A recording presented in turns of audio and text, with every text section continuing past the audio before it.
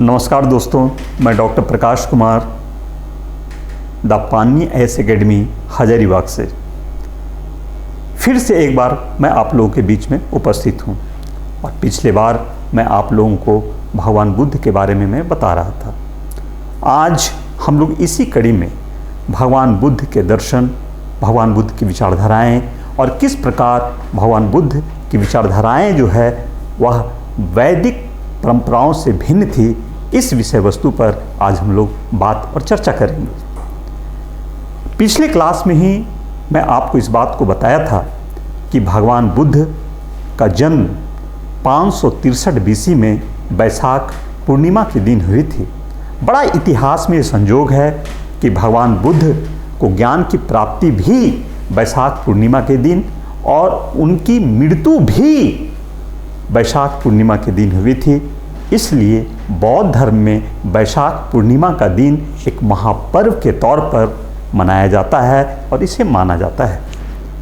भगवान बुद्ध के जन्म के 29वें वर्ष में उन्होंने गृह का त्याग किया और 6 वर्ष वो जंगल जंगल भटकते रहे ज्ञान की खोज में। और उम्र के 35वें वर्ष में उन्होंने ज्ञान की प्राप्ति हासिल की और 80वें वर्ष में महापरिनिर्वाण अर्थात उनकी मृत्यु हो गई। तो अब यहाँ पर देखें कि 35वें वर्ष से लेकर के 80वें वर्ष के बीच में लगभग जो है 45 वर्ष ये नगर नगर और गांव-गांव ये घूमते रहे। नगर नगर और गांव-गांव घूम करके अपनी जो विचारधाराएं हैं उन विचारधाराओं को आम लोगों को समझाया, आम लोगों को बताया और सारे लोगों ने बड़े गहराई से भगवान बुद्ध के विचारधाराओं को समझने का कोशिश किया, जानने का कोशिश किया, उसे अपने जीवन में उतारने का कोशिश किया और देखा कि ये तो बड़ा ही सार्थक धर्म है। भगवान बुद्ध गंगा घाटी में कई स्थानों पर प्रवचन दिए और वो प्रवचन का स्थान रहा जैसे आम्रपाली विहार जो वैशाली में था, वहाँ पे प्रवचन दिए। यहीं पर तपोदा राम विहार था, वहाँ पर इन्होंने प्रवचन दिया। घोषित राम विहार जो कौशाम्बी, जो आज हम प्रयागराज के नाम से जानते हैं, वहाँ पर इन्होंने जो है प्रवचन दिए। जेतवन विहार जो कौशल महाजनपद के श्रावस्ती नामक स्थान पर था, वहाँ पर इन्होंने प्रवचन दिया। जेतवन विहार का एक महत्व इस बात में है कि भगवान बुद्ध लगभग 75% से अधिक, 3/4 से अधिक प्रवचन जो है वो श्रावस्ती में दिए। इस प्रकार जो है जेतवन विहार बहुत ही महत्वपूर्ण स्थान रखता है भगवान बुद्ध के संदर्भ में।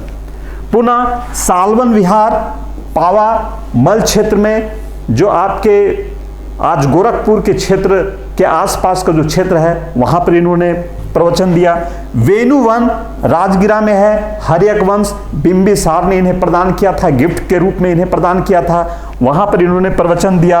और काशी में मिर्ग पार्क या डियर पार्क जो सारनाथ में है, वहाँ पर इन्होंने प्रवचन दिया। इस प्रकार भगवान बुद्ध जो है कि नगर नगर, गांव गांव, स्थान स्थान घूम घूम करके इन्होंने जो है अपनी विचारधाराओं को आम जनता तक ये पहुँचाए। और इनकी जो भाषा थी तत्कालीन समय में मगध और गंगेटिक प्लेन में आम लोगों की भाषा जो थी वह भाषा थी पाली। और भगवान बुद्ध ने आम जनों को समझाने के लिए उनकी भाषा में इन्होंने प्रवचन दिया और उस प्रवचन को बड़े ही श्रद्धा के साथ गंगा घाटी के लोगों ने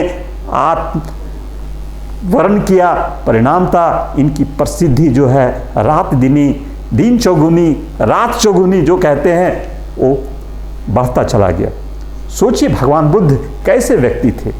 भगवान बुद्ध के संपर्क में जो भी आए सारे लोग जो है इनके शरण में चले गए। अब देखिए भगवान बुद्ध कभी कभी बीमार पड़ते थे तो मगध के राजा बिंबिसार के राजवैद्य जीवक कभी कभी उनके उपचार के लिए जाते थे, तो जीवक उनके संपर्क में आया तो जीवक बौद्ध धर्म को अपना लिया। आम्रपाली जो नगर वधु थी, नगर वधु आप समझते हैं ना, नगर वधु का मतलब है कि उस समय की जो सबसे खूबसूरत कन्या होती थी, आज के रूप में कह सकते हैं सबसे खूबसूरत अभिनेत्री, एक्ट्रेस के तरह, जो ग्लैमर, शोहरत, पैसा, नाम सब कुछ उसके पास था, भौतिकता का सब कुछ उसके पास था, भौतिकता में सबसे ऊपर थी, वो भी भगवान बुद्ध से संपर्क में आए तो वो भी बौद्ध धर्म को अपना ली। अंगुलीमाल का नाम आप लोग सुने होंगे, जो वो सबों की अंगुलियों को काट करके हार बना लेता था, वो भी भगवान बुद्ध के संपर्क में आए, वो भी बौद्ध धर्म को अपना लिया। और कई राजे रजवाड़े लोग आए जो भगवान बुद्ध को सुना, वो बौद्ध धर्म को अपना लिया। इतना ही नहीं, उसकी जो विमाता थी, मौसी थी, महाप्रजापति गौतमी, वो भी जब सुनी तो वो भी बुद्ध के शरण में चली गई और अपना गुरु उसे बना ली। तो ये महानता जो है भगवान बुद्ध में थी, दिव्यता जो है भगवान बुद्ध में थी। भगवान बुद्ध का जो एक सामाजिक धार्मिक जो आधार था वह किस प्रकार का था, किस प्रकार वो सोचते थे, तो इस पर हम लोग जो है कि थोड़ी सी मनन चिंतन कर लें, हम लोग वार्तालाप कर लें। आप समझें कि भगवान बुद्ध का विचार अपने समय के अनुकूल, समय के परिस्थितियों के साथ किस प्रकार क्रांतिकारी था, उस चीजों को हम लोगों को समझना है। तो अब हम आपको उधर हम ले चलते हैं कि भगवान बुद्ध की जो विचारधाराएं हैं वह किस प्रकार की रही, तत्कालीन परिस्थितियों में कैसे क्रांतिकारी था, किस प्रकार से उनकी विचारधाराएं जो है, जो पहले से परंपरागत तौर पर चली आ रही हमारी जो बौद्ध धर्म, जो वैदिक धर्म है, उससे किस प्रकार से वह भिन्न है। तो देखिए, सबसे पहले बात तो यह है कि हिंदू ब्राह्मण धर्म जो स्थापित हुआ था, जो हमारे देश का आज भी जो है कि यहाँ की संस्कृति की रीढ़ की हड्डी है, और उसी परंपरा के अनुरूप आज पूरे भारत में हिंदू धर्म चलता है। समय के साथ उसमें कुछ संशोधन हुए हैं, वो अलग मुद्दे हैं। तो जो वैदिक हिंदू जो धर्म था, उनका मानना है ये पूरे जगत के जो रचनाकार हैं, सृष्टि के जो निर्माता है, वह जो है वह ईश्वर है, भगवान है, और भगवान ही जो है इस पूरे जगत को जो है वो चला रहा है, इस पूरे जगत को जो है हैंडल कर रहा है, उसे रेगुलेट कर रहा है, उसे ऑपरेट कर रहा है। ऐसी वैदिक मान्यता थी। लेकिन भगवान बुद्ध से जब ईश्वर के बारे में पूछा जाता था तो भगवान बुद्ध जो है वो मुस्कुराने लगते थे। क्यों? क्योंकि अगर हम इसे बताएंगे तो सामने वाला आदमी समझेगा नहीं, वो चुप हो जाते थे। और कुछ ऐसी चीजें थी जिन चीजों पर भगवान बुद्ध जो है कुछ भी नहीं बोलते थे, बड़ा राजनीतिक तौर पर, गूढ़ तौर पर वो चुप हो जाते थे। और जिन चीजों पर भगवान बुद्ध बोला कि इसमें बेकार में समय व्यर्थ करने से क्या मतलब है, वैसे चीजों को अवक्तानी कहा गया आपके बौद्ध धर्म में।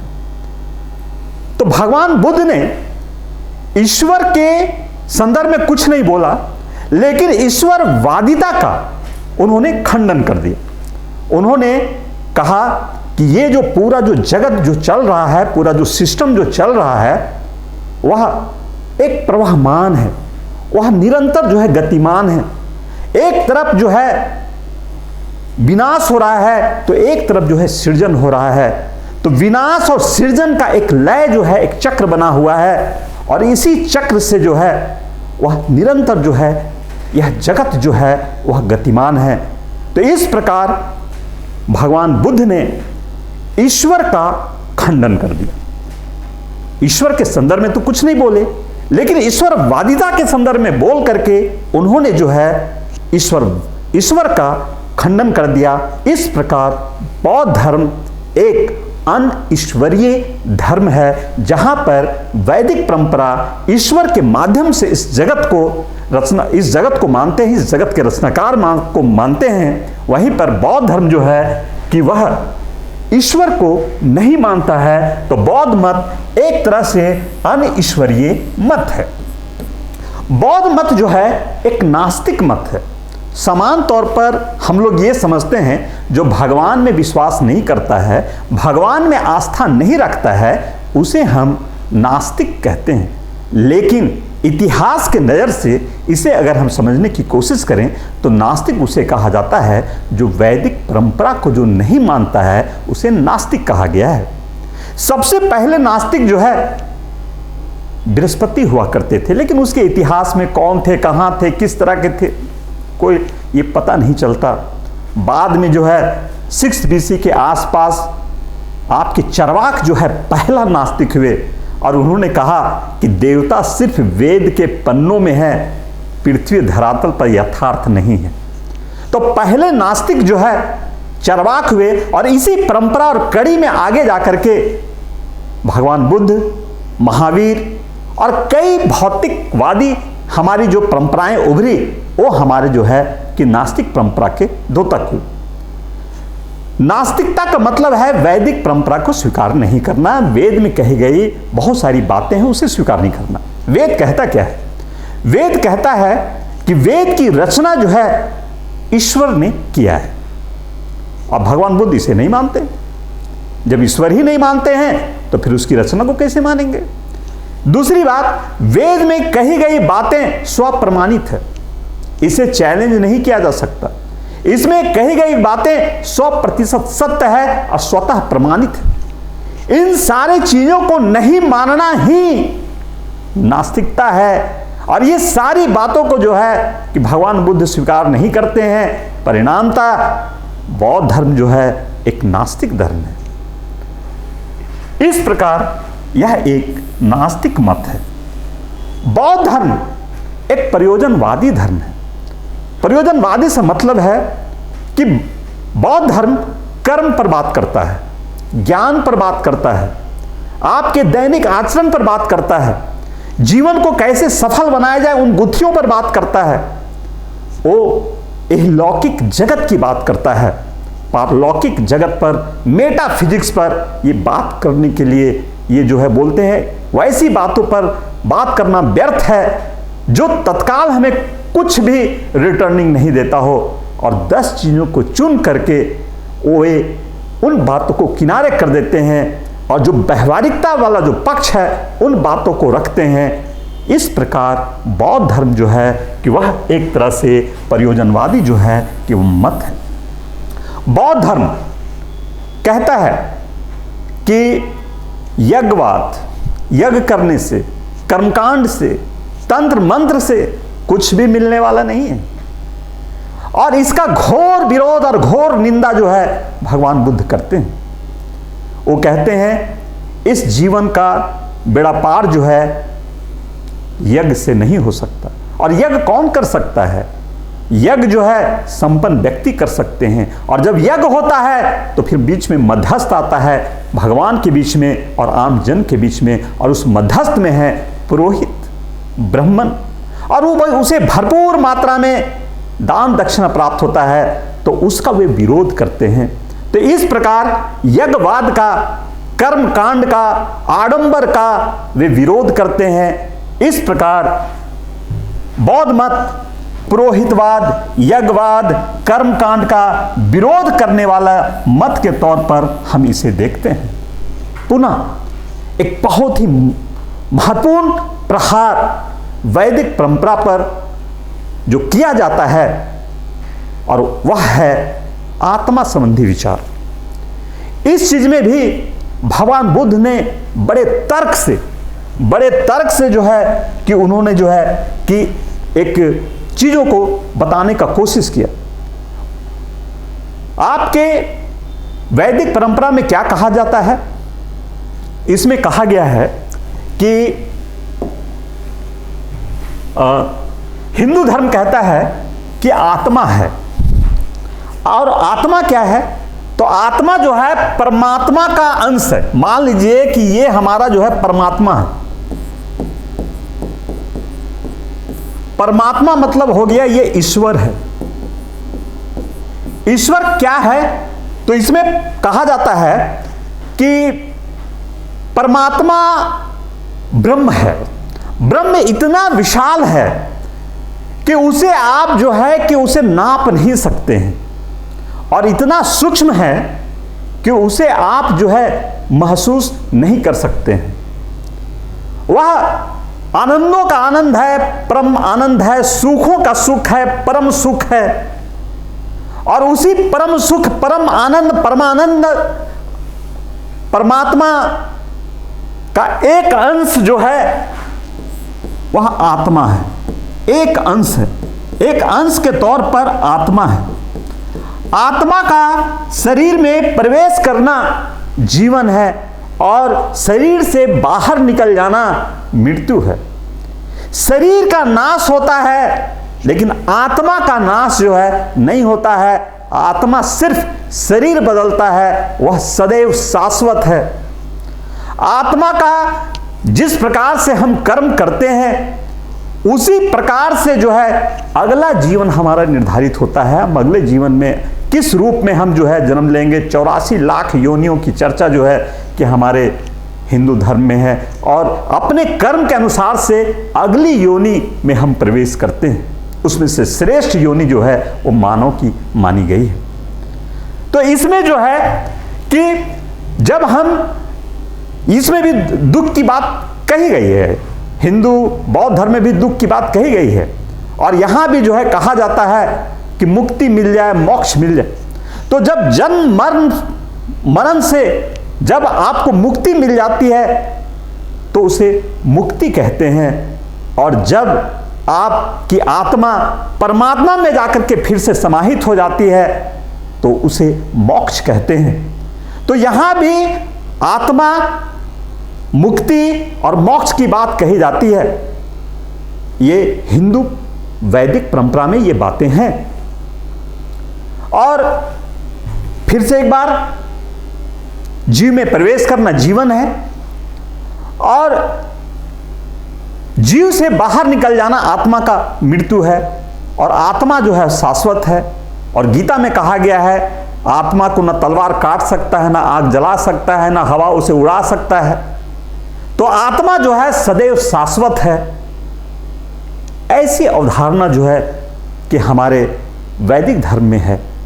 लेकिन भगवान बुद्ध जो है इस आत्मा को ही मानने से इनकार कर देते हैं। और जब आत्मा को मानने से इनकार कर दिए तो जो वैदिक जो परंपरा का पूरा ढांचा है वो पूरा ढांचा ही हिल गया, खत्म हो गया। जब हम आपके आत्मा को ही नहीं मानेंगे, बोलता है आत्मा जैसी कोई चीजें नहीं, तो फिर आपका जो है जो परंपरा है, वैदिक परंपरा, वैदिक सिस्टम जो है आत्मा के रूप में, जो पूरा वैदिक सिस्टम हमारा जो रूप रेखा ढांचा जो तैयार किया गया, वो सारी चीजें खत्म हो गई। लेकिन यहां पे बड़ा आश्चर्य की बात है, वैदिक हिंदू धर्म में पुनर्जन्म की बात होती है, और पुनर्जन्म जो है आत्मा का होता है। बौद्ध धर्म में भी पुनर्जन्म की बात है, लेकिन आत्मा नहीं है इसकी बात की जाती है। तो फिर पुनर्जन्म किसका होता है? शरीर का तो पुनर्जन्म हो नहीं सकता। आत्मा को आप मानते नहीं, जो वैदिक परंपरा कहता है कि आत्मा का पुनर्जन्म होता है, तो फिर पुनर्जन्म हो किसका रहा है? तो फिर इसमें पुनर्जन्म के संदर्भ में कहते हैं चेतना का पुनर्जन्म होता है। यहां पर भगवान बुद्ध चेतना संबंधी जो है अवधारणा देते हैं, और इस चेतना का जो है पुनर्जन्म होता है। तो फिर चेतना क्या है? अब इस पे प्रश्न उठता है। तो चेतना जो है वह पंच स्कंध है, 5 तत्वों से मिलकर बनने वाला जो चीज है वह है चेतना। अब 5 चीजें इसमें क्या है? तो 5 चीजें इसमें है, रूप है, वेदना है, संज्ञा है, संस्कार है और विज्ञान है। अब रूप क्या है? तो रूप है सेंस ऑफ ऑर्गन, अर्थात 5 इंद्रियां जो हमारा ग्रहण करता है, जो वातावरण में जो चीजें हो रही है, सेंसिटिविटी उसको जो रिसीव करता है, उसे कहा गया है आपका रूप। दूसरी बात है वेदना। सुख और दुख की जो फीलिंग है अंदर में, जो सॉफ्टवेयर तरीके से जो माइंड में जो उठ रहा है, वह चीज को माना जाता है, वह हो गया आपका वेदना। संज्ञा हो गया आपका परसेप्शन, इंट्यूशन। मन में कोई चीजें उठ रही हैं, जैसे मान लीजिए आपकी माँ आपको याद कर रही है और आपके मन में लग रहा है कि माँ हमें याद कर रही है, तो बीच में जो एक कड़ी है याद करने का, जो परसेप्शन उठ रहा है, इंट्यूशन जो उठ रहा है, उस चीज को जो है बौद्ध धर्म में कहा गया संज्ञा। और संस्कार हो गया विल। किसी व्यक्ति की नकारात्मक इच्छा, जो चाहत है अंदर में, उस चाहत जो है जो बन रहा है, ये भी एक सॉफ्टवेयर वाला चीज जैसी बातें हो गई। और नकारात्मक जो इच्छा है वह हो गया विल। और पांचवा हो गया विज्ञान, जिसे कहा जाता है रीजन, तर्क।